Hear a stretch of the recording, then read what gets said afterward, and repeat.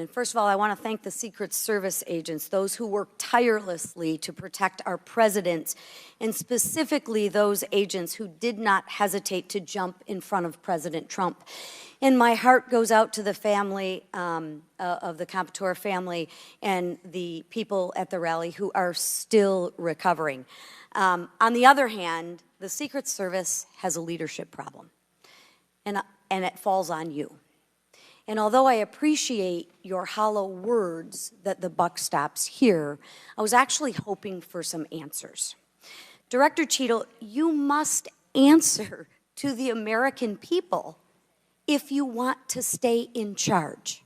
It's really, really simple. You want to keep your job, right? Absolutely. Okay.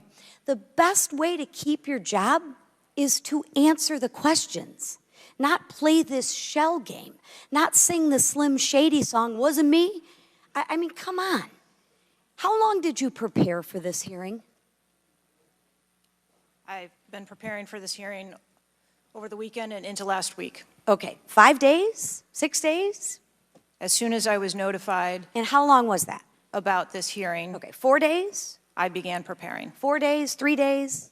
I'm not sure the date that I got the letter asking me to be here. What are you sure of? Are you sure the color of your hair? Are you sure the color of your suit? I'm just, like, tell the American people, what are you sure of? You don't even know when you started preparing for the hearing? I mean, the biggest hearing of your life, and you have no clue? You can't remember when you started preparing for this hearing?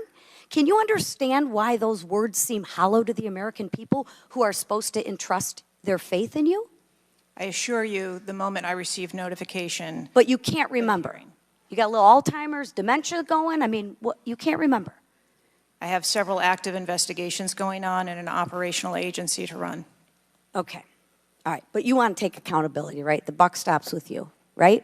I am taking accountability. Super. Then let's start with trying to answer some questions. You keep referring to the FBI. When asked how many shell casings were on the roof, you referred to the FBI. When asked if there were explosives in the car, you referred to the FBI. When asked if Crooks was acting alone, you referred to the FBI. See a common theme here? I can go on and on. My question is, who at the FBI should I speak with? Wait for it. Wait for it. The FBI is responsible for the criminal investigation. Is there a name? I'm not certain. I'm not certain. All right, here we go. I'm not certain. I don't know. Let me ask a different question. Have you been in communication with the FBI? Yes, I have. With whom? I speak with the director and the deputy director. Okay.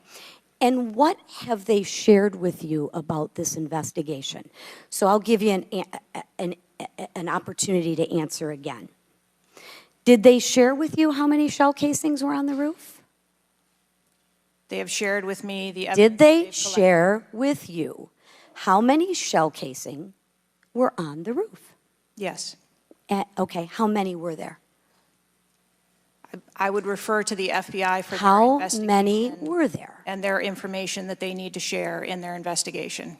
So they've shared the information with you. You just don't want to share the information with us, correct?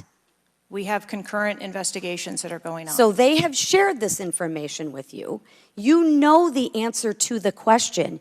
You just refuse to answer the question from the member of Congress who has subpoenaed you to be here. Is there a different answer to that question? I was always willing to come here and testify before this oversight hearing. Beautiful. Then let's do that. Let's for once have your actions match your words. So you've been in communication with the FBI. You know the answers, and you refuse to tell us the answers. So I will ask you again. You know how many shell casings were on that roof. What is the answer to that question? I think it's pertinent. What is the answer to that question? I think it's pertinent to talk to you about the information that the Secret Service has and that the Secret Service knows related to the events on that day. I'm asking you an answer to the question. If you're supposed to be in charge, if the buck stops with you, how come you can't share the answers? What are you covering up? What are you hiding, my friend? I'm not covering anything up. Then why can't you answer a simple question? I would leave it to the criminal investigation to answer questions related to that. When you talk to the FBI and you ask them how many explosives, well, let me ask you, did you ask them how many explosives were on the roof? Did they answer that question? Or in the car, excuse me. Did they answer that question for you? Yes. Yes. So you know the answer to that question that my colleagues have asked you. But again, you refuse to give us the answers. You're playing this wasn't me. Well, I submit to you, if you can't, and it's not a can't, it's a won't. It's not a can't. It's not a I don't know. It's a I choose not to answer the question.